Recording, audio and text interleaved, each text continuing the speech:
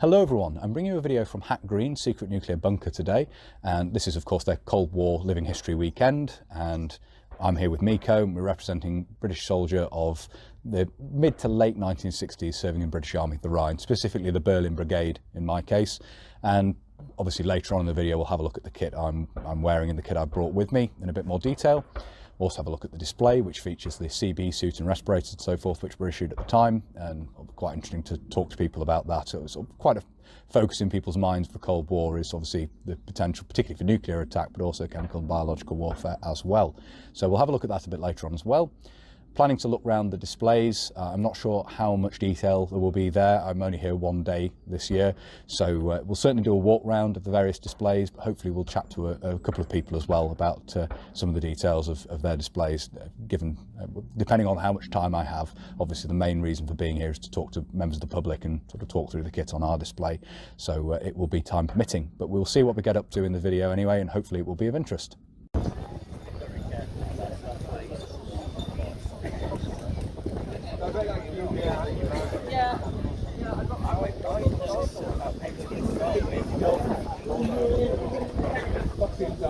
At this point, I want to say a big thank you to my friend Jake Brown, who provided the footage you're going to see here of me and the display.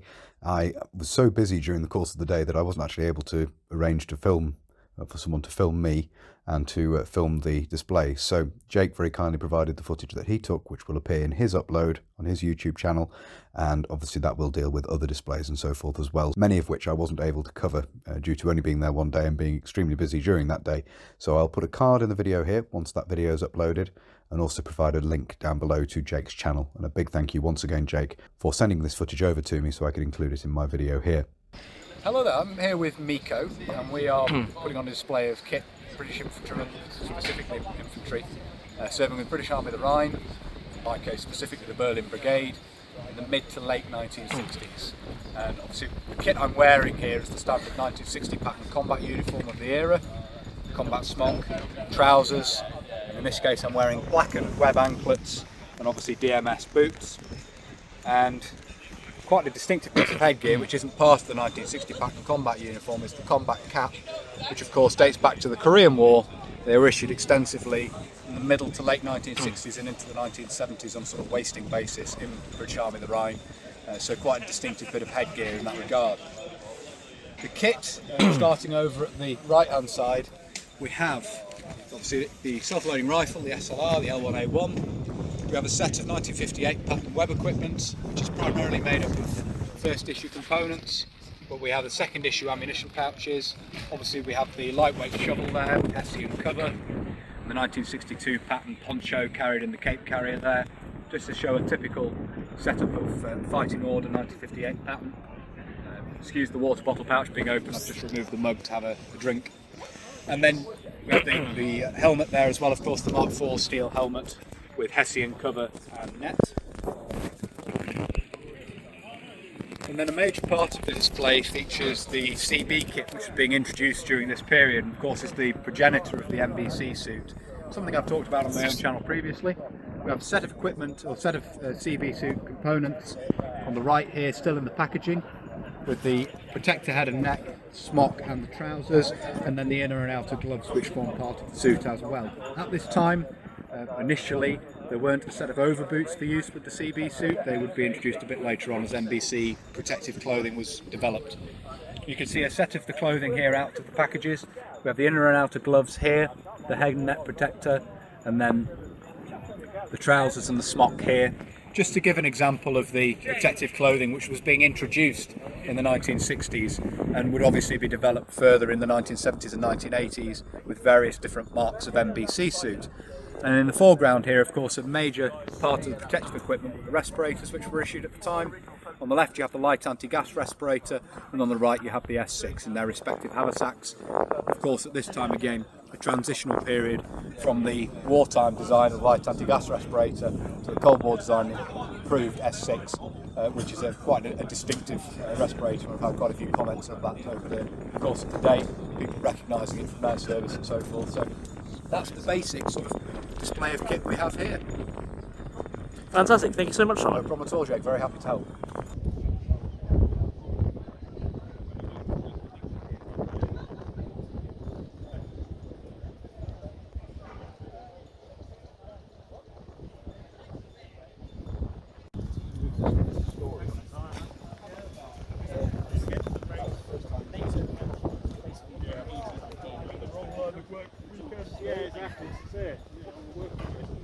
I'm Alan from NBA UK, and I'm going to give you a little talk on photography within the Grange Trooper around circa late 1970s and 80s, going through sort of the different cameras that Grange Trooper employed and sizes of lenses, which are commonly found through most of the pictorial evidence we have on Grange Trooper. And, these are the more common types of lens we have.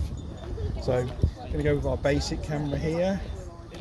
More of a, these are normally an MTL5. This is a Super TL, but this could potentially have been used due to this leatherette disc gun with a standard 50mm lens. Most common camera that the Grange Trooper we're using, you see them mostly with the 50mm lenses.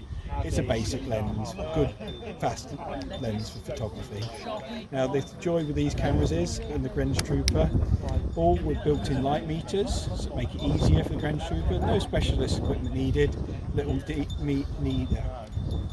needle within the viewfinder tells you the exposure, and you match that. As long as that's on one, you've taken a perfect picture. Now, places around Berlin in the late 1980s, this is a 135 lens, mostly used for portraits. So you see this mostly with border troops on the Berlin borders, inside Berlin itself. There they've got this border, great for taking pictures of people. Most common sort of lens at the time for portraits. So great. So we're going a little bit further on then, another lens that we used on border areas, kind of a 200mm lens, a little bit closer distance. This is a telephoto lens, so it's not for taking, you can take pictures, so it's basically for carrying around on the border, a little bit lighter, nice and easy to use. Again, we'll work our way up. Another common one here, Pentacon 300, very commonly used, very commonly seen within the Grange Trooper and carrying it around. This particular model here is on a Pentacon 6. There are limited pictures of the Grange Trooper using the Pentacon 6, which is a 120 film camera compared to the 35mm thing. Much better negative, much better detail. More professional use around the 80s, we're using 120 film, your roll records and stuff, that's 120, same style of film. Big 300mm f4 lens, super fast, very easy to use, good zoom range, lots of detail. Then we'll move up again. Now they are used a little bit later. By the 80s these were being phased out. The Mears Optics 400mm lens. You get this either in exact amount, but that's very early on, or M42 like this. Again, more commonly the this is an MTL3. This is the main camera at the time. This and the MTL5 were the main basic Pentacon lenses used I feel at the time, based on pictures that we see. And then we'll move on to the big boy here. This is the nice Pentacon 500mm lens. This is a super telephoto lens that the Grange Trooper were using, mostly from hidden positions. A lot of the pictures and videos you see, they're hidden hide, they're using these birdback tripods. And again, an MTL3, this is the exact same setup as in one of the main recruitment videos for the Grange Trooper. So again, simple to use, easy to set up, very light. The thing with this lens, it's a lot lighter than you would think. It looks like a monster, but it's not. It's really light, almost hand usable. And they obviously use these sturdy wooden tripods. So especially when you do long range photography, you need a good sturdy tripod. And the East Germans, they had these. These are really sturdy for taking photography. And that's basically it. A sort of very quick rundown of Grange Trooper equipment around the 1980s. We can go back, there's lots of different changes throughout the times of the DDR, but this is sort of the main setup for the 1980s. That's brilliant. Thank you very much indeed. Fantastic.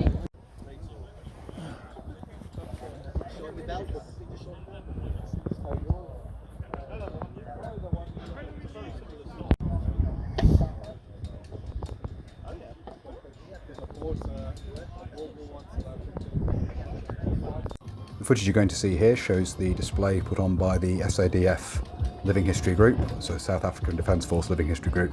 There's no narration to this, there's no one talking through this, but I just filmed the display and I zoomed in on some of the display cards that explain the web equipment, the uniform and so forth on display here. There's no narration to listen to, as I say, but if you wish to read the cards, you can of course pause the footage and have a read through of the information presented as part of the display.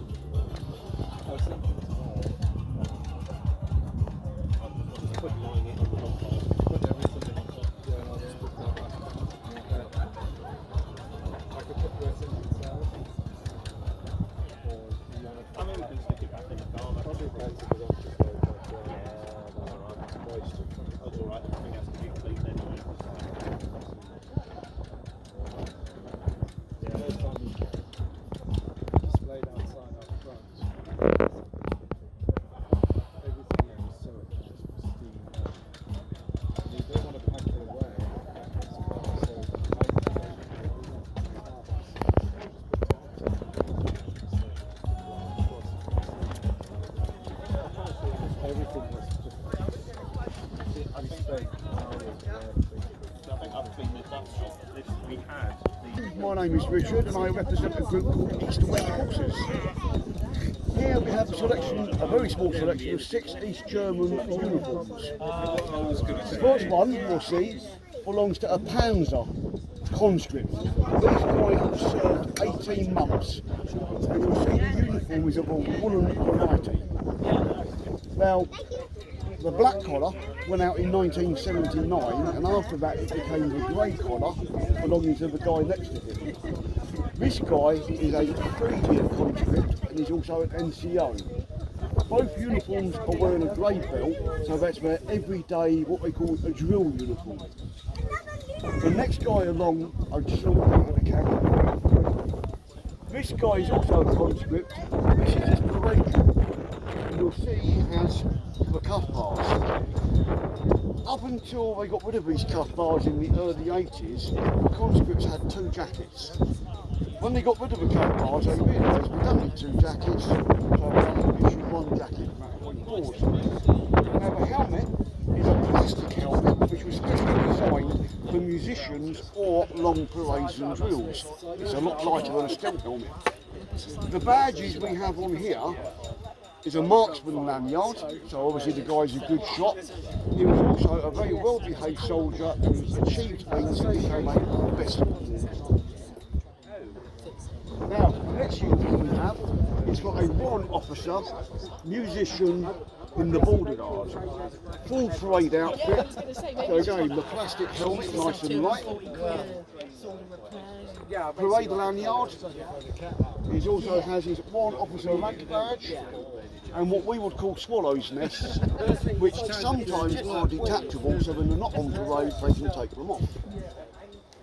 Moving on to our young lady. She is wearing the summer dress. There are 2 varieties. There's the lighter summer dress and a darker winter dress. In the Civil Wars, she carries the rank of a sergeant. I will point out the handbag was never an official issue piece of equipment. There were specifications of what the handbag should look like. So this is actually a modern day handbag. The very last guy is the one we're going to watch out for. This is a police officer who is an officer student. He's been in the Corps now for 3 years and obviously eventually will become a full-blown police officer holding an officer's rank.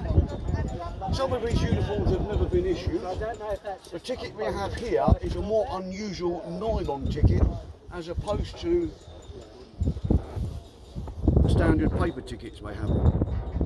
Obviously once these uniforms have been issued, the tickets will be removed and the uniform worn. So I do hope you found that interesting. As I say, it's been a great day here at Hack Green. I've really enjoyed it. It's been, again, another good event. Lots of reenactors here and lots of interesting people to talk to, lots of people who are interested in the display.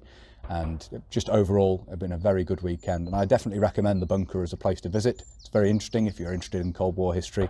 There's some good displays of uniform and a collection of all sorts of kit and so forth in the bunker, which I have showed in previous videos. I've done a bunker walk round previously, so I do hope you found it interesting, as I say. If you have and you'd like to see more of this sort of thing, please do consider subscribing to the channel if you haven't already. And whether you're newly subscribing or you've previously subscribed, please do make sure you hit the little bell, the notification button down below. That will of course alert you when I upload future videos. If you really like my uploads and you'd like to support the channel, you can. Both Patreon and PayPal are linked down below. And a huge thank you, as always, to everybody who supports the channel using those two methods. It really is greatly appreciated. Thank you all very much indeed. If you'd like to follow the channel on social media, you can. Facebook, Instagram and Twitter are all linked down below. And if you'd like to get in touch but you don't really use social media, there is of course an email address down there as well.